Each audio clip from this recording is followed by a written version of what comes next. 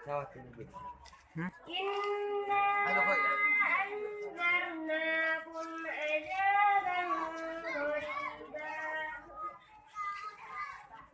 yawma yanzuru ma qaddamat yadahu wa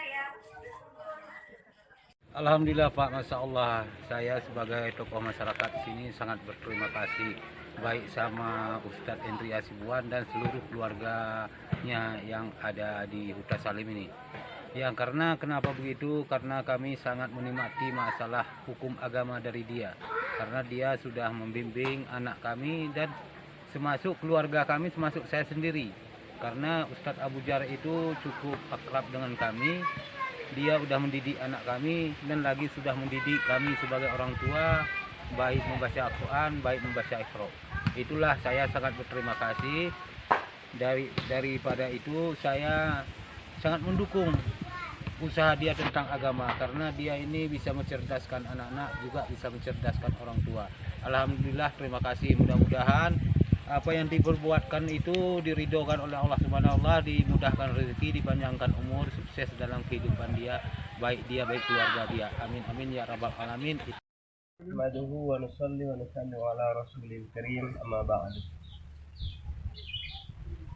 Yang saya hormati tuan-tuan guru Al-Ustadz Al-Mukarram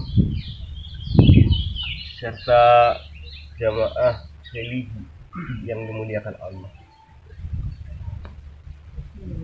Kita ini tak bisa berbuat apa-apa tanpa izin Allah.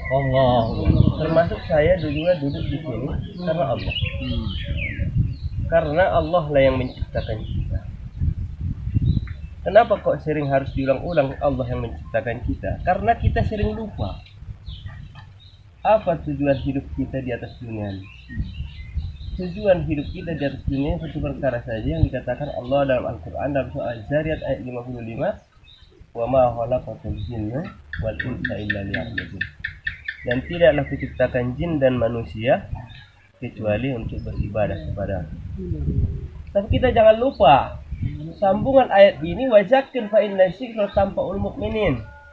Dan berilah peringatan, sesungguhnya peringatan itu sangatlah bermanfaat bagi orang-orang yang beriman. Ya, termasuk kita ini saling mengingatkan seperti ini tentang pentingnya iman dan amal. Kenapa kok harus iman dan amal yang diulang-ulang? Karena inilah yang abadi dalam kehidupan kita. Kalau dunia ini hanya sebentar saja. Kalaupun kita dapat pangkat yang tertinggi, mungkin hari ini seorang presiden ya, habis itu hilang. Apa yang kita dapatkan dari dunia ini? Sebenarnya yang kita dapatkan itu hanyalah harta dari dunia. Itu kalau kita kejar harta itu hanya dapat sedikit saja. Kalaupun dapat banyak, itu pun tidak lama dan tidak memuaskan. Coba kita cari orang yang punya helikopter, kepingin 1, punya 2, punya 3. Kalaupun dia puas, itu kepuasannya hanya 60-70 tahun. Setelah itu dia akan kembali kepada Allah. Setelah kembali kepada Allah, apa yang Allah minta? Hanya 2 perkara saja. Ada iman, ada amal, maka masuk surganya Allah Subhanahu wa taala abadan abadan. Maka justru itu kita berjalan-jalan di sore hari yang berbahagia ini, religi alam, Masya Allah, cantiknya pemandangan ini Allah berikan. Ini belum sebanding dengan cantiknya surga. Masya Allah. Maulana Tarituh Jamil mengatakan dari Pakistan, sepandai-pandainya orang cerita surga, itu belum ada apa-apanya dengan surga yang sebenarnya. Di dalam surga ada bidadari. Diceritakan di dalam surah Ar-Rahman. Masya Allah, bidadari itu Pak berkelek-kelekan. Allah. Kenapa kok harus diceritakan tentang bidadari? Kita ini laki-laki punya nafsu 1, pikiran 9, tapi mengendalikan yang 1 ini sangat sulit. Kalau sudah cerita yang namanya perempuan, anak gadis, ini uang 10 juta, ini cewek 1. Masya Allah. Mungkin ada keraguan dalam hati, ambil cewek atau uang ya? Maka Allah berikan gambaran seperti gambaran bidadari supaya kita lupa dan lalai tentang dunia ini dan hanya ingin bercita-cita masuk dalam surganya Allah. Inilah iming-imingnya Allah. Maksud pengertiannya di situ bukan berarti Al-Quran itu disaranya porno, tidak. Tapi karena Allah Subhanahu wa taala menciptakan manusia, betul dan pasti Allah pasti lebih tahu watak dan keinginan manusia itu sendiri. Jadi insya Allah kita niat untuk perkara itu. Insya daripada la ilaha illallah. Jadi ini kita ini ada musola kawan kita yang kita menyempatkan tanahnya di sini, bangunkan musola untuk jadi rumah ibadah ya. Jadi kita sisihkan sedikit harta kita. Baginda Rasulullah SAW sabdakan, man alifal masjid alifahullah.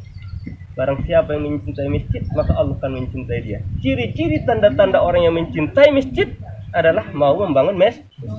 Karena di sini tidak memungkinkan untuk bangun masjid, paling tidak musola lah. Berapa banyak orang yang datang rekreasi kemari, setiap orang yang sholat kita dapat amal. Kalau kita mau, Toba Samosir memiliki 40 masjid. 500.000 saja satu masjid itu sudah 20 juta. Paling setidaknya pondasinya sama sepelesternya sudah siap. Kalau ukuran 3 meter kali 4 meter.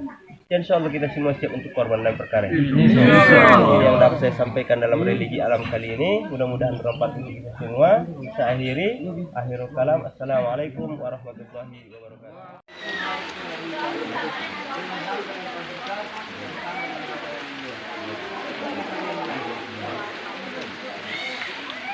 Kalau masalah programnya itu Ustadz itu berpartisipasi dalam perwiritan anggota ibu-ibu, anggota bapak-bapak, dan juga pengajian anak-anak gitu. Dan tanggapan saya dengan kegiatan program dari Ustadz tersebut, saya sangat puas karena dengan adanya program dari Ustadz tersebut kami lebih terbimbing dan terarah dan kami sangat puas begitu Ustadz.